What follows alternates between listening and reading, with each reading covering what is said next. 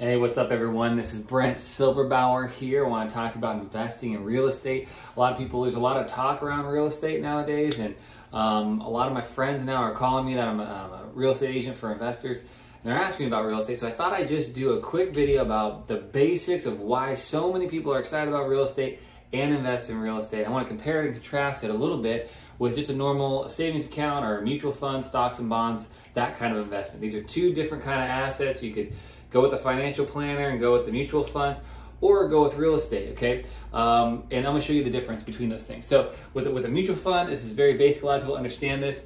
Say you have $100,000, just for rough numbers. You invest it in stocks, bonds, mutual funds, that kind of thing. You make 8% on your money. You would make $8,000 a year, and that would compound. It'd be compound interest. It would compound annually. So that's how that works. That's really, really simple. People can understand that. Okay, now real estate is a little bit different, and this is why people are so excited. I want to just share with you why real estate investors can do so well. There's a few little nuances, a few invisible things that not a lot of people know about. I want to share those with you, okay? So the thing with real estate is you can take the same $100,000. So you have a choice. You have $100,000. Which asset do you want to invest in? So you have $100,000. With real estate, you can go and find an investment property like a fourplex. And these numbers that I'm going to explain to you are off a real property that's really in Chico that I'm really going to go look at with an investor this week. So these aren't pie in the sky numbers. These are real numbers here. They've been kind of simplified, but basically they're real numbers. So you take this $100,000 and you could get a loan on a piece of real estate for $300,000, and you can buy a $400,000 fourplex, okay? So you take your $100,000, you put that down, it's 25% down, you get in debt, $300,000 of debt, okay, and you buy a $400,000, now you own a $400,000 piece of real estate. Okay, so this particular asset, it's 2x1, 2-bedroom, 1-bath apartments. They earn $1,000 a month, okay? So you're gonna get rent on this, and you're gonna earn $48,000 a year, okay? $4,000 a month times 12, that's your gross potential rent, okay? Now, you're not gonna earn all that income right away. You're gonna have some vacancy, okay? So here's kind of all your expenses. So I just put 2%, that's about 7 days a year that your apartments are gonna go vacant. As one person moves out, another person moves in. Okay, let's just call that a week. So 7 days, that's about 2% vacancy. So you're gonna lose about $960 a year just with that 1 week, okay? So your expenses are gonna also go against your rent, okay? So these are things like utilities, taxes, insurance, property management fees. These are all built in. These are the actual expenses for this property. $14,196 annually you're gonna spend on the expenses. And then I like to always put in reserves. This is for things like hot water heaters, the roof goes out, the balcony gets dry rot, you gotta repair it. So I put in $2,400 of reserves. Now you may or may not use this, but things are gonna break, you're gonna have maintenance issues, and you're gonna have what's called capital expenditures, and those are the big ticket items like roofs and things like that. Maybe every 30 years, maybe every 20 years, you know, something's gonna come up. So you always wanna be saving this money too, okay? So I put that in the expenses. After all said and done, your maintenance and your expenses and your vacancy, you're gonna come up with your net operating income, also known NOI, okay? That's annually on your $100,000, you are gonna earn $30,444, okay? Actually, this is for the whole property. $30,444. Well, so that's your net operating income, but then you have to think about your loan, okay? So you have these loan payments to pay off this $300,000 debt, okay? Now that's gonna be $19,608 a year annually. And that's made up of two things. One is your interest and one is your principal. The principal is actually going to pay down your debt. So this time in a year, your principal, you're gonna pay $5,202, okay? For interest, that's just money that the bank makes for making the loan. The bank's gonna make $14,406, okay?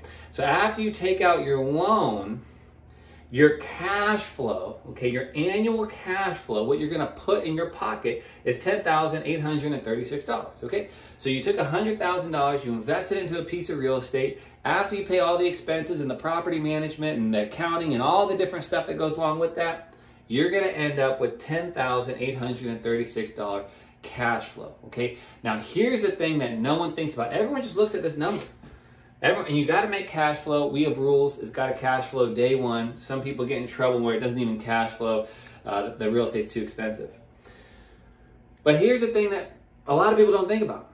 Not only every year are you getting $10,836. Now you could also compare that to the $8,000 you're getting up here at 8% with your $100,000. So this is already beating that. Not only that, but the rents are also paying down your mortgage. So next year around this time, you don't owe $300,000.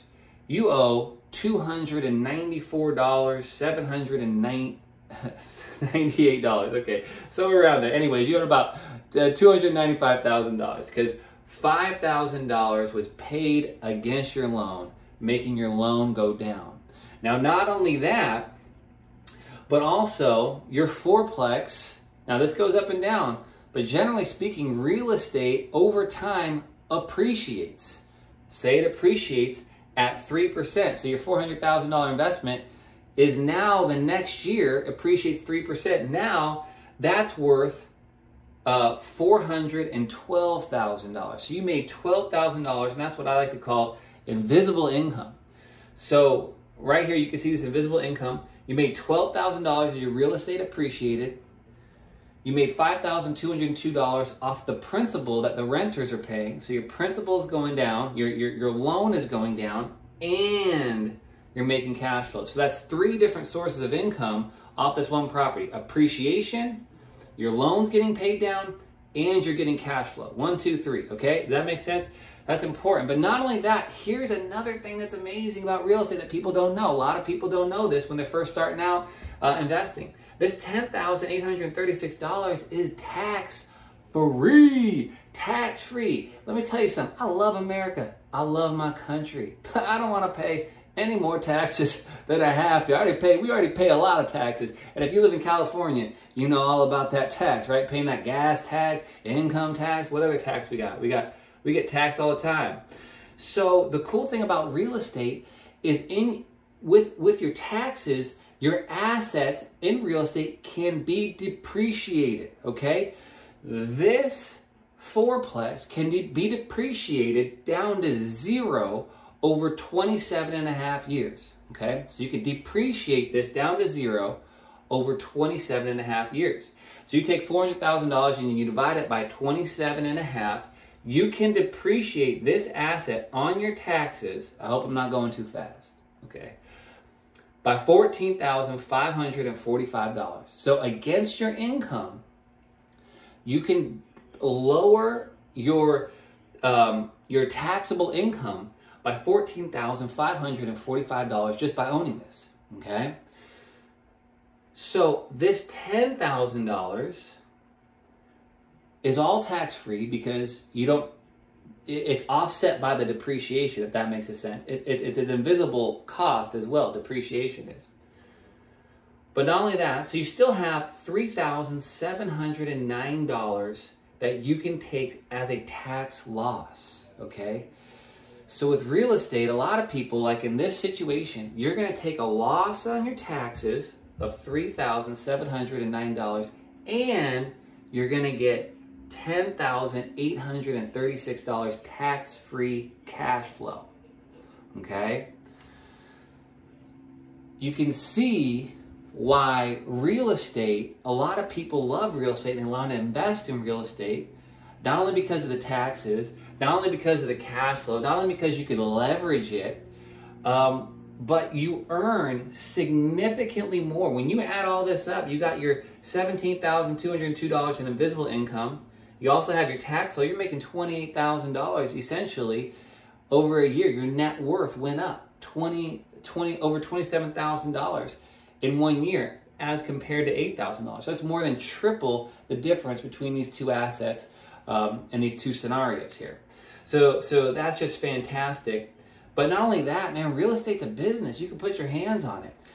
And also, this kind of real estate, a fourplex, a type B or C, which is kind of like a older property with lower rents, $1,000 a month for a 2-bedroom, 1-bath apartment.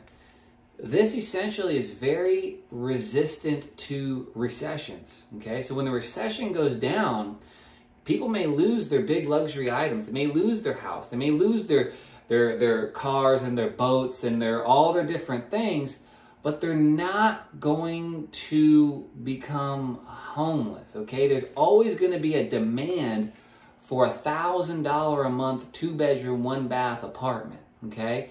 People may be scaling down to that, but this is never going to go out of demand. You're always going to want something like this. When the economy is good, you need workforce housing, and when the economy is bad, people need to scale down and get into something like this. So it makes a lot of sense. In the 08, all that stuff, people talk about real estate took a dip. Investment properties, if you held on to it and they cash flowed, they may have took a dip in the equity, but over time, the rents still come in. And so it does fluctuate, it does go up and down, it appreciates and depreciates.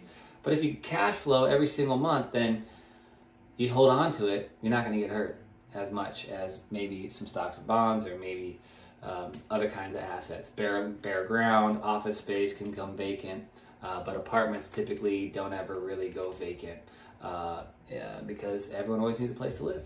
So that's it. That's just kind of my theories. Nothing is risk-free. Everything has risk, but that's basically just some basic concepts of how real estate is an attractive asset to put your money into. So that's it. If you have any more questions, man, send me a message. Talk to you later.